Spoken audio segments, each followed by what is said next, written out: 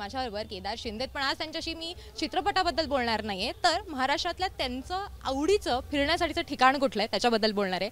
महाराष्ट्र आपला पावसाळा आलाय, छान वातावरण झालंय, तुमचं आवडीचं ठिकाण कुठलं महाराष्ट्रातलं फिरण्यासाठीचं? मी तसं घाटावरचं आहे, माझं गाव सांगली आहे आणि माझा आजोळ वाई आहे, म्हणजे सातारा. हां, आता आजोळ माझं आवडतं ठिकाण म्हणू शकतो वाई, कारण लहानपणापासून मी तिथेच सतत जायचो आजोबांबरोबर आणि मला फार त्याचा अभिमान वाटतो आणि नेहमीच माझ्या चित्रपटांमध्ये वाई तुम्हाला खूप प्रमुख ठिकाणी दिसेल. पण तसं बघितलं तर मला आवडतं महाराष्ट्रातलं ठिकाण म्हणजे कोकण, कारण कोकणाची जी एक निसर्ग आहे ना तो अनबिटेबल. म्हणजे आपण जे म्हणतो ना बाहेरगावी जाऊया, परदेशात जाऊया, इकडे तिकडे जाऊया, व्हर्जिन बीच इतके आहेत अजूनही कोकणामध्ये.